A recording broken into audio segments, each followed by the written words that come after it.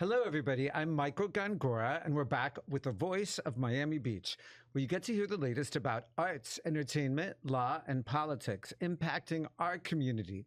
And speaking of politics, I'm excited. Today, our guest is a good friend of mine, a Miami Beach City Commissioner, and a candidate for Miami Beach Mayor in this November's election, Kristen Rosen Gonzalez. Welcome, Kristen. Hey, it's great to be here with you today. I always thought that you should have your own podcast because you're so good at it. We've been doing TV for a long time together now, haven't we? We have. I took you to your first Latin show, I think, back in the day. Buenos dias, Miami. Yay! I miss Buenos dias, Miami. One of the things I wanted to do today is we're always talking about topics. So I really wanted to get into who is Kristen. And I understand that you are like a product of Miami Beach, parents that met in Miami Beach, a stepfather that worked for the city of Miami Beach. Tell us a little bit about you and growing up here. Yeah, it's a long history with Miami Beach. And you don't actually go back and look at your own history until the first time when I was running for office in 2015. I had to say, who am I? And I realized my parents met at the Fontainebleau. My mother then remarried the assistant city manager of the city of Miami Beach. So I have a long-standing history. I went to Bay Harbor Elementary with many residents who still live in Miami Beach, like Dan Binkowitz of Sweet Liberty. So I see him and I'm like, hey, Danny. And he's like, no, my name's Dan now. So it's been a long time. I remember growing up here and it was really wonderful. You know in that movie All About Mary where there's the woman with like the long cigarette? My babysitter was this woman and her name was Betty Greenberg. And she used to have like a long cigarette and she was almost black from like sitting out at the pool, and she had like pink frosted lipstick. I used to run around the card room, and every single day I just remember being at the pool. I was like a little fish. Wow, that's beautiful. So you grew up here, you stayed here, you have 3 children, all born here? Well, I actually went to school at Tufts University, so I did leave to go to Boston for 4 years. But it was shocking to leave South Florida and go someplace cold. When I was my first winter, when it got dark at 4 p.m., it was like, where am I? So we're really lucky. We don't realize that. And that's why so many people move to South Florida. But yes, I am here now. I've owned several restaurants here. I don't know if you know Cafe Ragazzi and 95th and Harding. We owned that for a while. And then more recently, Cafe Bernie at 5600 Collins Avenue. So I've been in the community for a very long time. And I got to know you around 2013 when you were thinking about running for office before your eventual first victorious run in 2015 when you were elected against the political establishment. And you came to meet me and get my help. And we really hit it off. What made you decide to run for office initially? Well, I became a professor at Miami-Dade College. And when I was working at the college, the union approached me and they said, would you be on our legislative advocacy team? And we went to Tallahassee and I was meeting all these legislators and I was fascinated by the entire political process. And also, I didn't like what I was seeing in Tallahassee because we visited all these lobbyists and they were like, sure, we're going to listen to you. And then they all voted against us and they reduced our pension benefits and they reduced the, several different benefits that we had. And I couldn't believe how unfair the system was because it was a little bit skewed. I think you need to have 2 parties in every system because if you only have one party making all the decisions, I think not really. Yeah, it's not balanced. Not fair. And I agree that balanced. Florida seems to be, at least, to be out of balance right now. And I think the commission was out of balance the year you ran. There was a mayor kind of controlling a slate of candidates, and you really came in and scrapped it out, and you came out of that race victorious. Like at that time, I think that people saw you like a real fighter against the establishment. How did you feel? I was burned to a crisp. I was in that neon yellow t-shirt waving at everybody on the bridge. And I just felt like a real representative of the people because you're right. I didn't have any money in my campaign. I didn't have any establishment help. And I think, I was joining this movement called Save Ocean Terrace because they wanted to build these large buildings on Ocean Terrace, which now eventually, even after the referenda, are going to be built. But at the time, it was a real victory, I believe, for the residents of Miami Beach because they did want an independent voice. And that was me. And you've remained independent. You've really taken a lone stance against a lot of development items during your tenure. I remember shortly after your election, you became the only member of the commission really against a proposed convention center hotel at that time that was being built by a different developer than the one today. How did that come about? Well, they were building a huge, tall building. In retrospect, though, all of these different iterations of everything that we could have done, looking back on some of it, I think that at the time we were very NIMBY in the sense that, like, we're not going to compromise. We're just going to vote no. But what happened? It delayed over time. It cost a lot of money. Now we're finally getting the convention center hotel. I would say that probably because of Mayor Levine, we're not getting the best project. I think the best project for the convention center was when you were there, and it was Tishman and Portman. Completely. I was talking about that with my friend Josh Wallach. He always brings it up. We had such a good plan for the convention center being built by a world-renowned architect for a lot less money. We would have had a much more interesting project, but that's politics. A new team comes in. They want to erase the past, take credit for all the good, blame the old people for all the bad. Well, people don't want traffic in Miami Beach. People complain. The biggest complaint that I get as I'm campaigning right now is traffic. And me too. I text you all the time in front of my house. You I can't deal with the Collins Avenue traffic. Well, it's very hard. Every single one of our streets is an at F failure, and we have no room to expand. Although we're looking into the water taxi now. We're building that water taxi prototype, and we're going to heavily subsidize it. We got a subsidy from the state of Florida. I think that once we get it working, City of Miami might join in, as well as Miami-Dade County. And what we really want to start to do is use our waterways.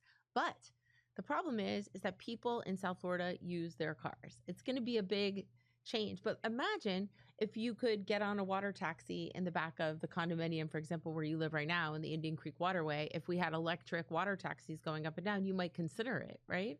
I might. I actually think water taxis work better inner city than as a means of connectivity between Miami and Miami Beach. Because it's a long ride, it's hot in the summers, it's rainy in other months, and it makes it very iffy for that form of transportation here. I would like it. I always joke that I'm going to get a jet ski. I live on Collins Avenue on the canal, so my mid-beach residents know what I'm talking about. We are prisoners sometimes during rush hour. And I always think if I could get on a jet ski and leave off the back of the building, I could get where I'm going like that. We have no choice but to explore our waterways, and we do have a lot of development coming. There's all new towers and hotels along the Billionaire Beach, which is really exciting, but it's going to bring a lot of traffic. We're getting the Convention Center Hotel, which is an additional 800 rooms. So as we build all of these buildings, everybody says, oh, you're going to have less traffic. And that's not true. And you really are going to be stuck between 41st and 71st because between the development in North Bay Village, which represents something like 20,000 new units, and Town Center, which might be an additional 5,000 to 7,000 units, where are the cars going to go? Because people are getting deliveries, even if they don't have a car. They're still getting Amazon deliveries and Uber Eats, and their building employees are going to be driving there. So it's going to get tough. It is tough. And I'm a condominium lawyer, so I drive all over the county. Although we complain about it in Miami Beach because we live there, but let me tell you, it's a problem in Brickell. It's a problem driving out west. It's a problem in Edgewater. It's really a problem throughout South Florida that all elected people really need to focus on when you're approving development. Please keep in mind infrastructure. Yeah, but then people don't want mass transit. People did not want a train coming across 5th Street. I'd love to have it come across 41st Street, but now I'm not even sure if that's going to happen. I don't even know if the federal funding exists for these large infrastructure projects, but we really should have a train from Miami Beach that takes you to the airport. It's ridiculous that we don't. That will be the defining measure of the United States, I think, moving forward. It's not just Miami Beach. I think we're lacking in transit across the United States. I agree. It's great when you travel to Europe, how easy it is to take the train and get around. If I go to London or Paris, I have no problem taking the train. But then I go to New York City and I don't. But I just heard that there is a new train, I believe, to the airport that some people are taking. Yeah, I don't take it to the airport. I take the subway inner city, but I don't know. I'm not a big fan of the ride to the airport. One of the perceptions I get from all my friends that are around Coral Gables, city of Miami, they're like, we don't come to Miami Beach anymore for a couple of reasons. One, the perception that there's a lot of traffic, and B, the perception that parking is difficult and expensive.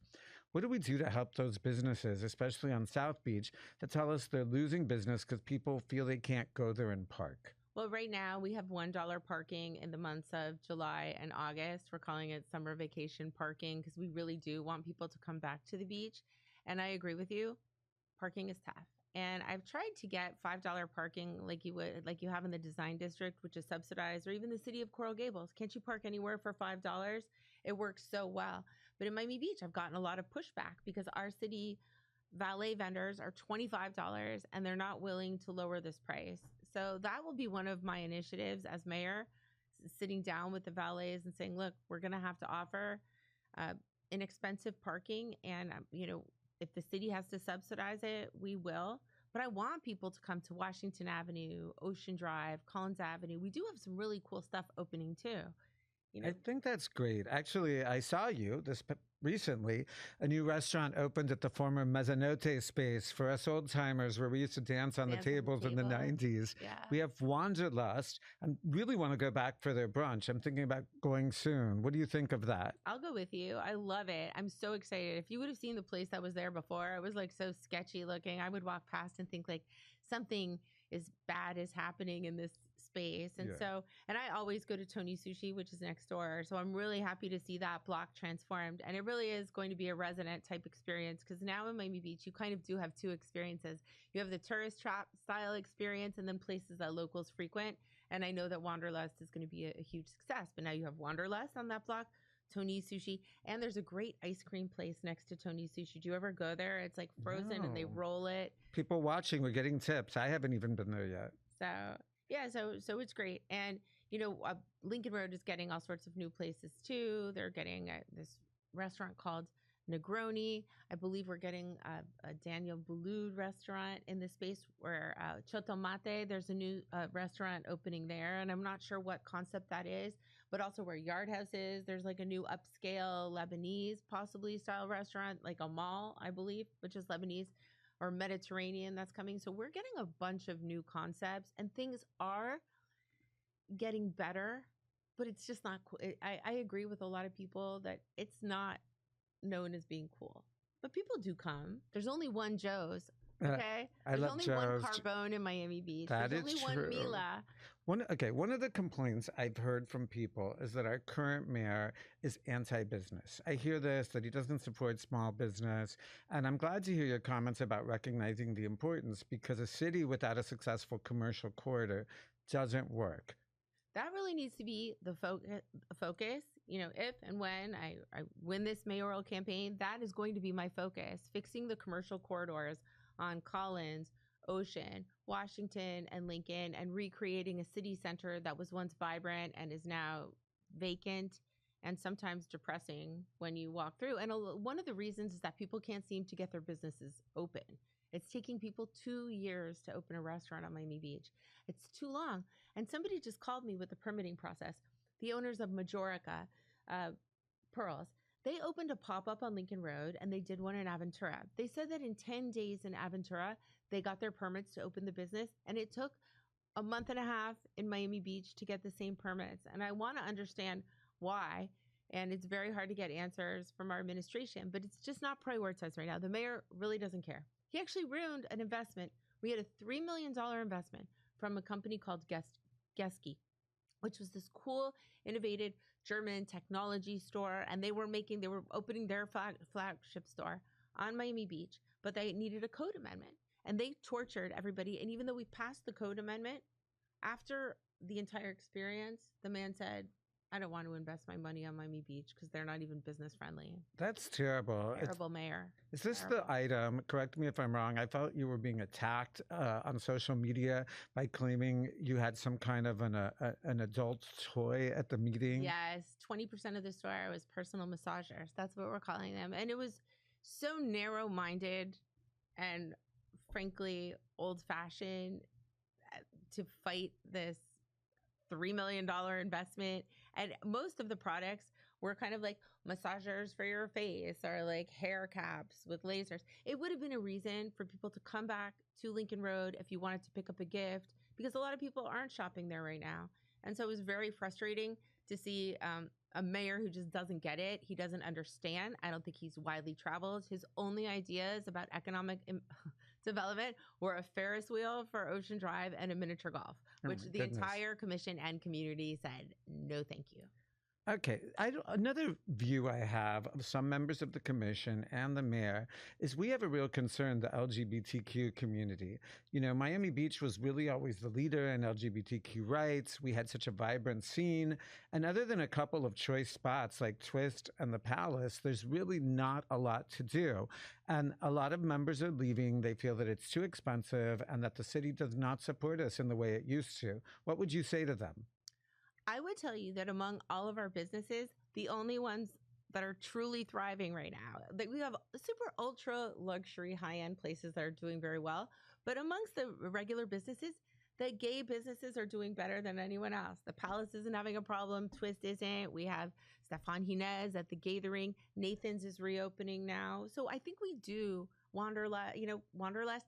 We do have a vibrant LGBTQ community, and I do worry sometimes that if I were not there on the dais pushing back on a few conservative people on the commission, that we would have a problem with some of our human rights and the way we treat the LGBTQ community, especially gay pride and the money that we fund our gay pride, which is a huge event. Everyone from South Florida, people from around the country come to gay pride. It's the regional South Florida event. I mean, I'm proud that started in 2009 under our first and to date only female mayor, Maddie Bauer, looking to have a new female mayor soon. Okay, a point I want to talk to you about, because people mention it to me. The current mayor has self-proclaimed himself to be like this law and order candidate, yet he was not endorsed by our police in his election. And the only thing that I can really see as a beach resident is that there's now a zillion police cars, like 10 or 12 along 41st Street every day, sitting there, really doing nothing except slowing down traffic and costing the city millions of dollars in overtime. I actually think that the entire commission is concerned about law and order and crime. How would you respond to that? Well, the worst is that we actually do see a reduction in nonviolent crime, but aggravated assaults are up by 10%. When the rest of the country is seeing numbers that violent crime is down by 5 to 10%, in Miami Beach, it's up 10%. But the funny part is that he got all of these statistics and he cherry picked which ones that he liked. And so he painted this rosy picture. I mean, there's been no change in rapes, and we have a huge proliferation of homeless people now because of the homeless shelter on West Avenue, and 44% of our crimes are being committed by the homeless. And he did not have the courage to go to the county, work something out so that we didn't have the homeless shelter. If I would have been mayor, I would have gone over to that homeless shelter and turned off the water and said, take us to court, because you are not operating as a hostel. You are operating as a homeless shelter. And I do think that a judge would have sided with the community. So he was completely against doing that. And instead, we've been having a lot more violent crime across Miami Beach, but he doesn't mention that. He says crime is down and revenue is great. No, it is not. Even though new hotels, when we talk about the budget, because of these, we have this situation of violent crime, and then our tourism tax revenue right now, we're down $1 million for this year. But if you factor in inflation and the fact that new hotels have come online, like Proper Hotels, Citizen M, and we're still in regression. And by the way, you can feel it in Miami Beach. Do you not feel that our streets are empty? Right? Yeah, I do. Restaurants empty. Mm-hmm. It's slow. It is slow in Miami Beach. And I don't know that it's going to get better right now. It really does depend on the economy. Are international tourists going to come here? Are they going to be charged $250 to come here? Our marketing could be a lot better. And he doesn't really focus on this. So he doesn't really care. It's law and order, except that crime is up. See, Violent crime is up. we're a brand at Miami Beach that's been created over many years. It took a long time to make Miami Beach exciting, to make it an area where people wanted to develop, to have the gay community come here, to have the arts community in Art Basel. We created things that made people want to live here. And now I'm concerned that a lot of people want to undo that. I also hear a lot about money, money, money, money. But when I started on the commission in 2006, I think our budget was a couple hundred million. It's now a billion, right? Or more than a billion. Well, if you take into account capital projects and things like that, but our operating budget's around 460 million, something like that. But then we have capital. We have all sorts of different budgets, as you know. And so our property values do increase every year. They were increasing by double digits. This year we had a 5.9% increase, but also our operating budget has swollen. But our tourism taxes are on the decline.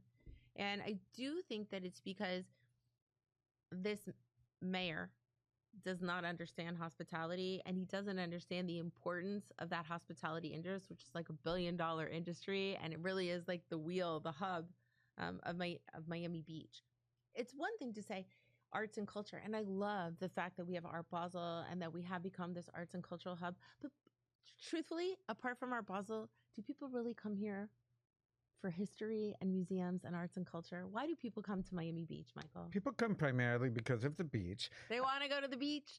They want sun. They want fun. And what we want to do is elevate that experience for them so that people say, I'm going to Miami Beach because it can be like Saint-Tropez or some really fun Mykonos or some wonderful place around the world. And I know that we can elevate our beach experience. And I'm actually working on that.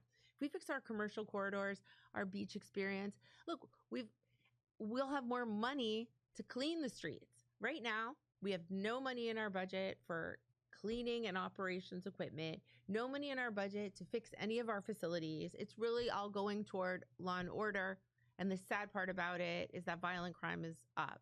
So I think that something is not quite right. And, I think I can fix it. It's not going to be easy, but I do think reallocation of police officers citywide is probably a smart idea.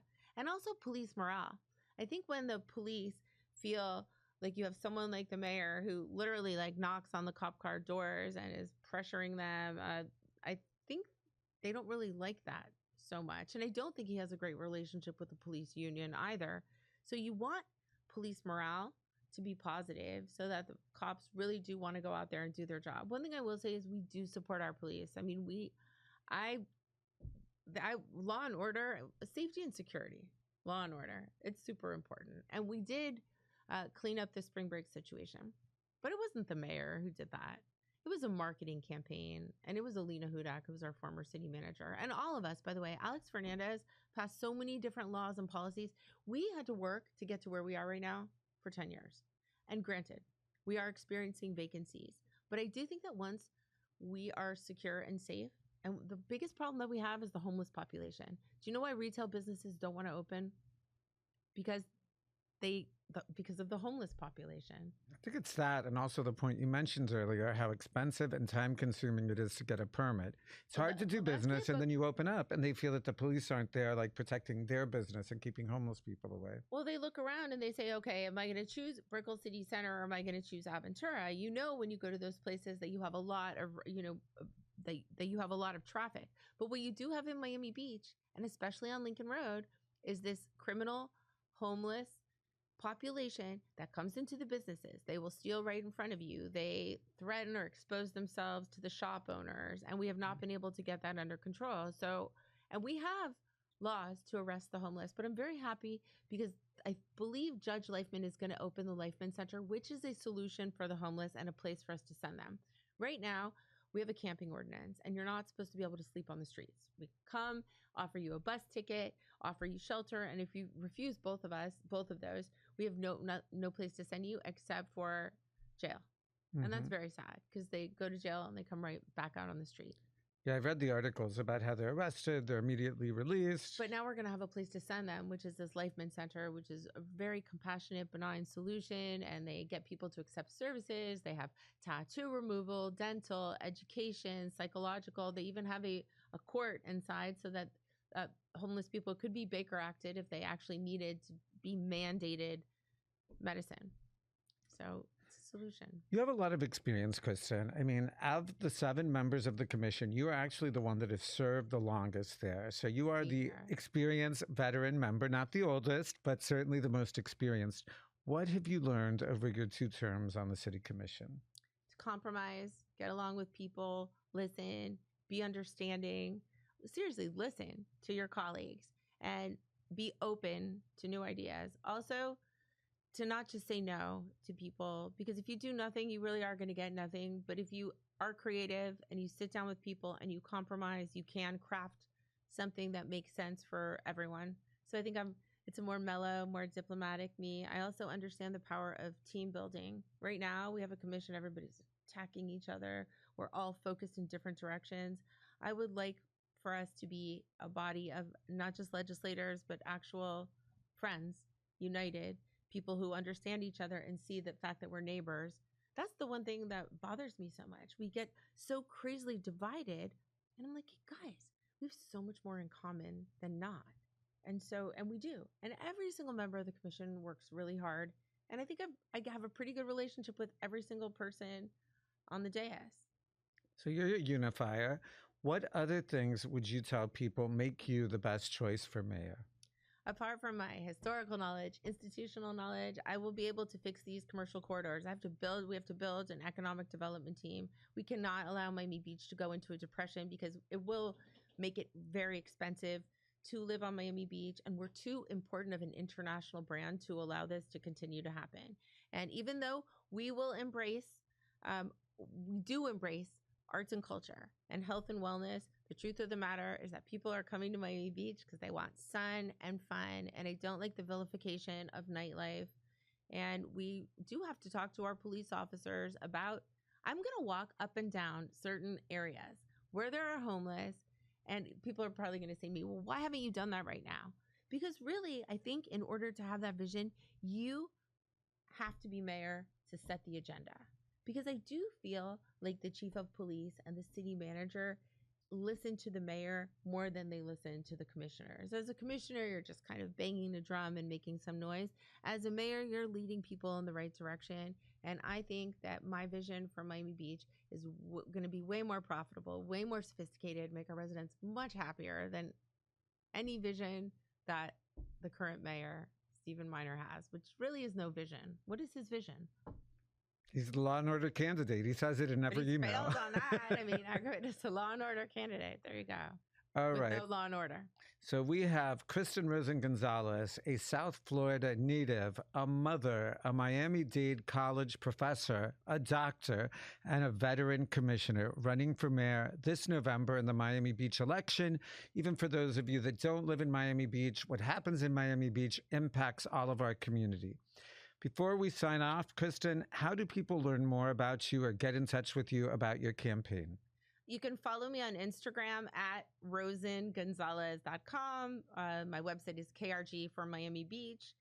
And yeah, you could just Google me. My phone number, 305-965-4725. I always give out my personal cell phone. Look at that, people. 305-965-4725. A candidate who's willing to give her personal cell phone to the people. Kristen Rosen Gonzalez, the people's choice. Until next month, when we're back with a new voice of Miami Beach, we wish you a fantastic summer. I'm Michael Gongora, signing off.